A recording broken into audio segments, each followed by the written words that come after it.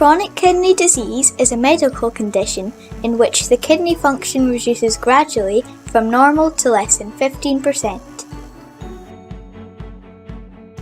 A renal dietitian is someone specially trained to give dietary advice based on the patient's diet, daily routine, appetite, blood results, and relevant medications.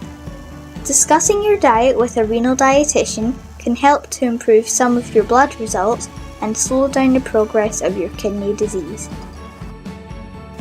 Although we cannot stop the kidney function decreasing, we can slow down the progress of kidney failure by keeping a healthy weight and maintaining a good blood pressure. If you are diabetic, make sure your blood sugar is well controlled. You are encouraged to keep up some regular exercise according to your physical tolerance. Dietary-wise, you are encouraged to follow a no added salt diet, which means you can use a small amount of salt in cooking but do not add salt to your food at the table. The national recommendation of daily salt allowance is 6 grams per day, which is roughly equal to 1 teaspoonful of salt. You can use normal sea salt. Please try to avoid using salt substitutes as they are high in potassium. Processed foods are usually higher in salt content than in their original form. That's why you are recommended to cook from scratch as often as possible. You can try to flavour your food with different kinds of herbs and spices, lemon juice, vinegar, ginger, garlic, mustard and pepper. You can also try cooking with a small amount of stock cubes. Please be aware, soy sauce, oyster sauce and black bean sauce are all high in salt content. It will be very useful to learn how to read food labels. Salt content of a food item is usually displayed as per 100 grams of the product or per serving size.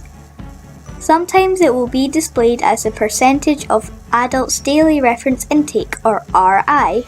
Sometimes food labels may only show the sodium content per serving. In order to find out the actual salt content of per portion or per 100 grams, you will have to multiply the sodium in milligrams by 2.5. Luckily, most of the food labels show the salt in grams per portion and use the traffic light system for easy understanding. When your kidneys aren't working as well as they used to, they will lose their ability to remove the excessive salt in your blood. Your body will keep more water in your blood to dilute out the extra salt. As your blood volume increases, your heart will have to work harder to keep the blood going around your body. This causes your blood pressure to increase. Due to gravity, most of the excessive fluid in your body will accumulate in your feet, causing a condition called oedema. Your face and eyelids may also puff up and you may easily feel out of breath. High blood pressure can cause your kidney function to go downhill quicker. Let's look at 2 different diets and compare their total salt content. A bowl of cornflakes with cow's milk, 1 rash of bacon with white bread for breakfast, a packet of potato crisps for a snack, a jacket potato with grated cheddar cheese and a small sachet of salt and oxtail soup for lunch, fish supper and chips with 1 sachet of salt, 2 tablespoonfuls of ketchup for dinner. The total salt content of this diet is 14.4 grams. It's more than double of the daily adult recommendation of 6 grams. 2 Weetabix with milk and jam on toast for breakfast, 1 cup of black tea with some plain biscuits for a snack, a jacket potato with cottage cheese and apple juice for lunch, grilled chicken breast and chips for dinner, flavoured with vinegar, mayonnaise, lemon juice, garlic or a small packet of pepper. The total salt content of this diet is less than 2 grams.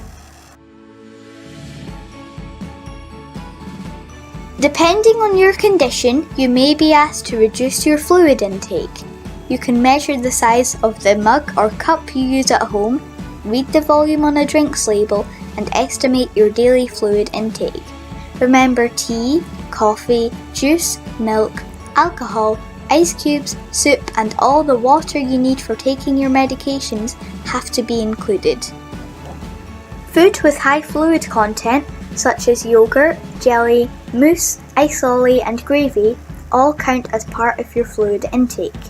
You may find following a no added salt diet helps you to comply with fluid restriction. Good blood sugar control can also help you to feel less thirsty. You can try ice cubes, chewing gum, mints, and artificial saliva if thirst is an issue. Potassium and phosphate are two other minerals that you may have heard or read about. Potassium is a mineral for regular heartbeat and your muscle movement. Any excess would normally be removed by the kidney. However, when you have chronic kidney disease, the level of potassium can build up and can cause potential danger to your heart. Examples of some foods high in potassium are potato, chocolate, tomato, and bananas.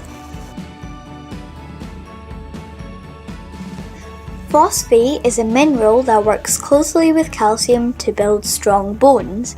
High phosphate levels can cause weakening of your bones and long-term damage to the blood vessels. Symptoms include itching, joint pain, and red eyes.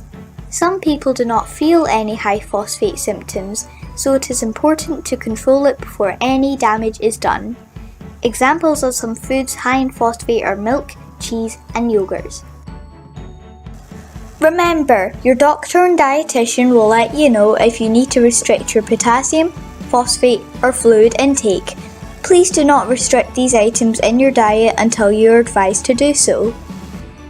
When your kidney function declines, a waste product called urea will increase in your blood. Urea can cause taste changes and poor appetite. Please ask to see your dietitian if you have any concern with your appetite or weight loss. For any further dietary information, you can request to see your renal dietitian via your renal consultants and specialist nurses.